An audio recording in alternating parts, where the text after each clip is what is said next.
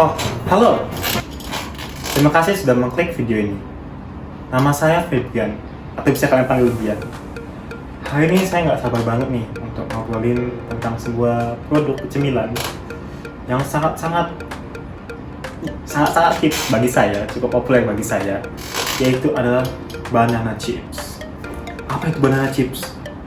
Nah, penasaran kan? Maka dari itu, ayo kita bahas. Tunggu apa lagi? Let's go! Ini dia, banana chips.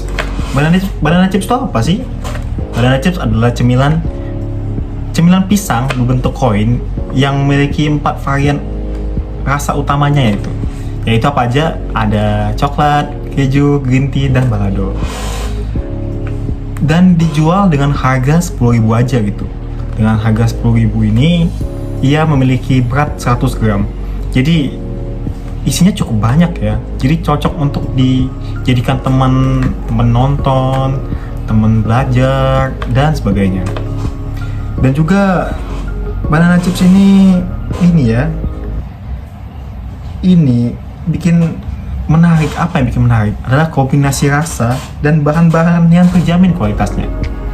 Jadi tunggu apa lagi? Jangan lupa dibeli ya. Oke, mari kita bahas lebih dalam lagi tentang banana chips ini. Kita ke topik yang pertama. Jadi sebenarnya banana chips ini masuk dalam kategori apa sih? Syariah atau konvensional? Jadi setelah saya teliti, ternyata bisnis ini memenuhi kriteria syariah. Kenapa? Karena semua bahan yang digunakan itu halal, teman-teman. Harga produknya juga transparan, tanpa ada unsur riba atau spekulasi. Jadi bisa dibilang, ya bisnis ini termasuk dalam bisnis syariah. Jadi, tunggu apa lagi? Jangan lupa dibeli ya.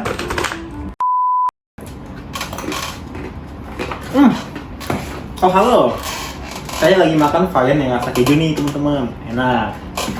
Oke, kita langsung ke topik selanjutnya ya. Yang menjadi menarik dari banana chips ini adalah bagaimana mereka tetap menjaga kualitas dan kejujuran dalam bisnis ini. Dari segi ekonomi, mereka membuat sebuah produk yang bisa diterima di pasar. Tapi tetap juga mereka menjaga etika. Nah, ini sesuai nih dengan akhlak yang baik dalam berbisnis. Sebuah usaha itu yang memenuhi kebutuhan konsumen, namun tetap saling menjaga kualitas produknya adalah sebuah akhlak yang baik. Nah, bagus kan? Punya akhlak yang baik. Nah, jangan lupa beli. Baik, selanjutnya ke topik blueprint bisnis. Nah, kalau bicara soal blueprint bisnis banana chips, cukup sederhana tapi efektif. Mereka mulai dari proses produksi di dapur kecil dengan bahan-bahan lokal yang segar, lalu mengemasnya dalam kemasan menarik. Setelah itu, banana chips didistribusikan lewat berbagai platform seperti media sosial.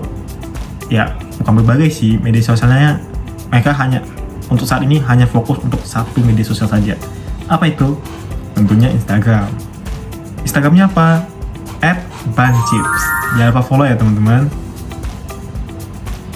Nah, nggak hanya di Instagram saja, tapi juga lewat untuk pengelola banana chips, mereka juga mempromosikannya lewat WhatsApp ya, ke grup-grup gitu. Mereka open pre-order gitu. Mereka share ke grup-grup keluarga, grup-grup circle, dan semacamnya. Sistem ini memungkinkan mereka untuk menjangkau pasar yang lebih luas dengan biaya produksi yang efisien. Baik, selanjutnya ke etika bisnis syariah. Dari segi etika bisnis, banana chips juga mempraktikkan nilai-nilai syariah dalam cara mereka berinteraksi dengan pelanggan. Mereka selalu jujur soal bahan-bahan yang digunakan. Nggak ada klaim berlebihan. Bisa ada tercantum juga ya dalam kemasannya juga. Saat kita dibeli nih ada nih komposisinya gitu.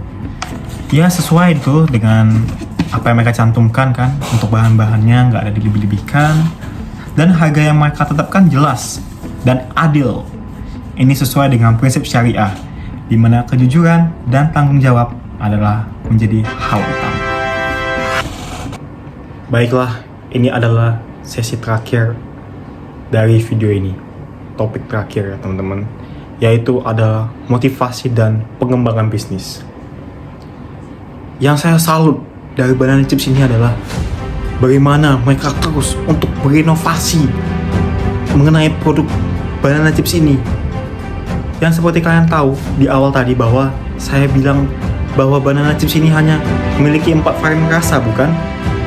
Tapi dimulai dari kemarin aku Banana Chips ini sudah menambah sebuah rasa baru. Tebak rasa apa? Tetang, salah. Rasa strawberry teman-teman. Keren kan? Banana Chips ini terus berinovasi teman-teman. Tidak hanya fokus pada satu jenis produk aja, maksud saya satu rasa aja atau 4 rasa aja gitu. Tapi mereka terus berinovasi dan kreatif. Dan ini menurut saya adalah sebuah motivasi dan bisa menjadi sebuah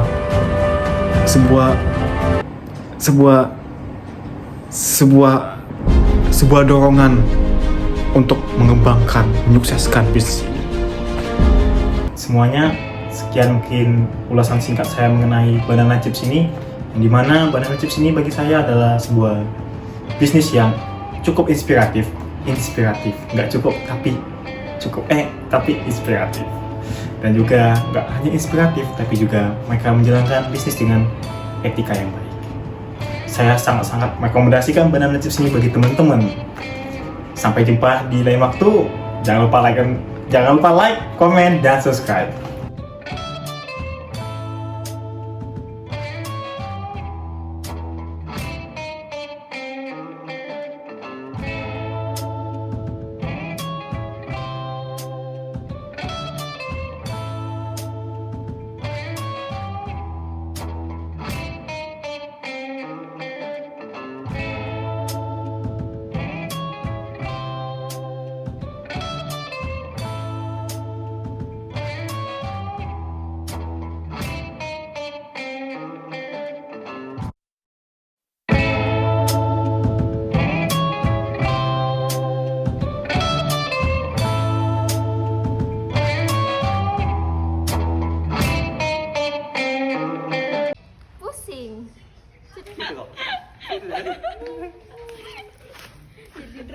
Nah, coba kak.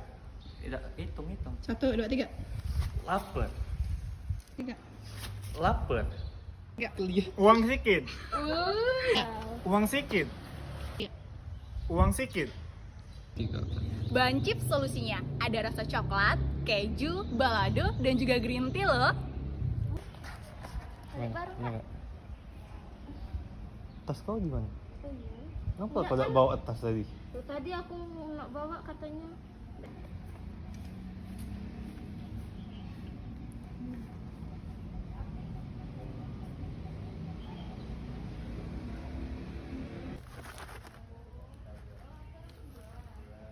Ya.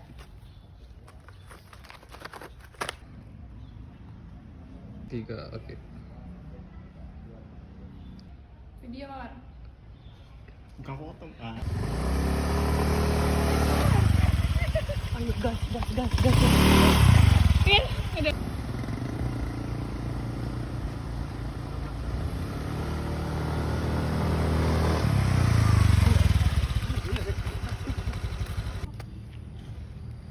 Itu nomor CT.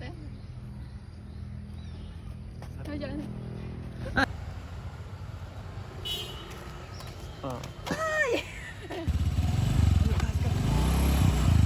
Jalan wah.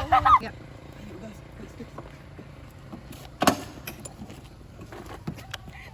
Kamu tahu cemilan yang cocok untuk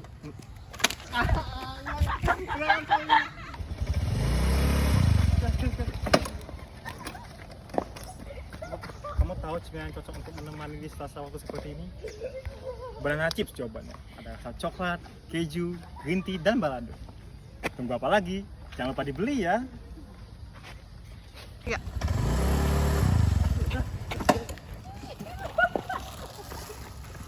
Kamu Kamu tahu cemilan yang cocok untuk menemani di sela-sela waktu seperti ini? Banana chips jawabannya. Ada rasa coklat, keju, green tea, dan balado. Tunggu apa lagi? Jangan lupa dibeli ya.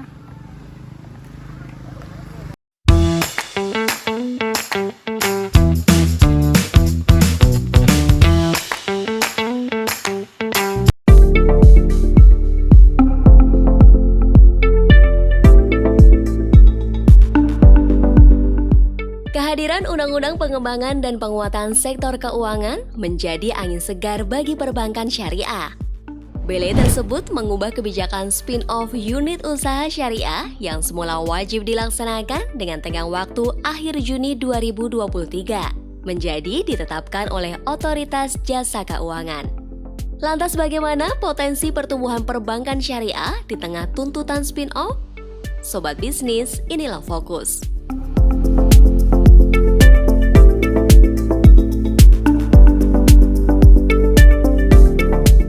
Otoritas Jasa Keuangan akan meninjau kembali kebijakan spin-off atau pemisahan unit usaha syariah dari induknya bank konvensional. Kebijakan ini sebagai salah satu langkah memperkuat struktur perbankan syariah sebagai alternatif sistem keuangan yang bisa dipilih masyarakat Indonesia.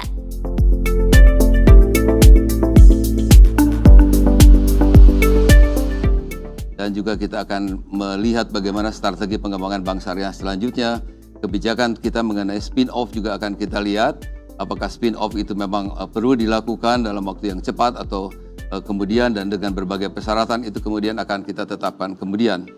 Nah, ini tentu konsolidasi terhadap bank syariah ini juga merupakan upaya dari OJK ke depannya untuk memperkuat sebetulnya struktur perbankan syariah ke depan.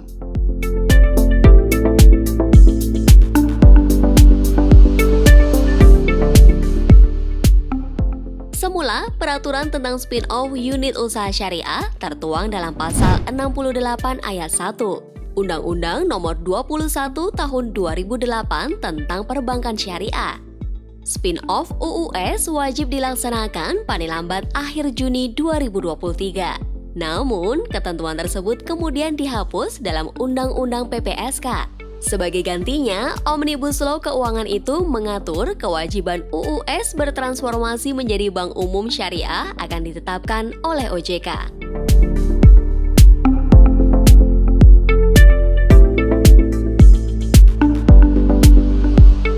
Pangsa pasar perbankan syariah di Indonesia sebetulnya memiliki potensi yang besar. Sayang, kontribusinya terhadap industri perbankan secara umum masih minim. OJK mencatat pangsa pasar atau market share perbankan syariah Indonesia per Agustus 2022 mencapai 7,03% dibandingkan dengan perbankan secara keseluruhan. Pangsa pasar tersebut tercatat dengan komposisi industri yang terdiri dari 15 bank umum syariah dengan pangsa pasar sebesar 66,14%. 20 unit usaha bank syariah dengan pangsa 31,39% dan 166 bank pembiayaan rakyat syariah dengan pangsa pasar 2,47%. Meski begitu, Direktur Unit Usaha Syariah Permata Bank Herwin Bustaman mengatakan bahwa skema UUS yang telah dijalani oleh Permata Bank selama ini memberi manfaat bagi perseroan.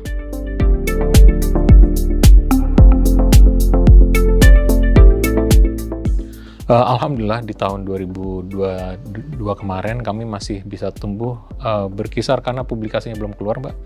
Berkisar antara 12-15% dibandingkan 2021. Justru tantangan tahun kemarin itu mungkin semua juga tahu lah ya, semua UUS itu harus bersiap-siap untuk spin-off.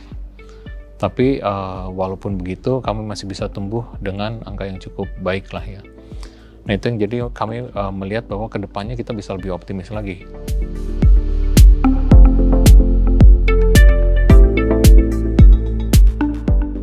Herwin menyatakan pertumbuhan unit usaha syariah Permata Bank didukung dengan beragam strategi. Pihaknya menyadari potensi milenial dengan menyasar target nasabah milenial. Digitalisasi kemudian hadir sebagai motor dalam memaksimalkan pasar potensial tersebut. Di sisi lain, untuk memperkuat UUS, Permata Bank melakukan diversifikasi produk dari bank konvensional. dengan inovasi produk murni syariah. Hal tersebut dibarengi dengan turut serta meningkatkan literasi perbankan syariah.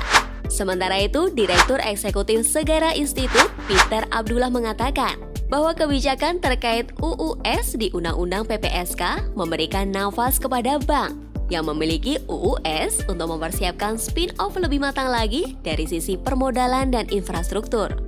Peter meyakini modal menjadi salah satu tantangan UUS saat memisahkan diri dari induknya. Tak hanya itu saja, proses spin-off juga akan berdampak kepada beberapa hal mendasar seperti BMPD, batas maksimum penyaluran dana, beban biaya operasional, perpajakan, infrastruktur, dan lain-lain yang dapat mempengaruhi skalabilitas dan kapabilitas dari unit-unit usaha syariah yang telah ada saat ini di tanah air, sehingga harus betul-betul dipersiapkan dengan sebaik-baiknya.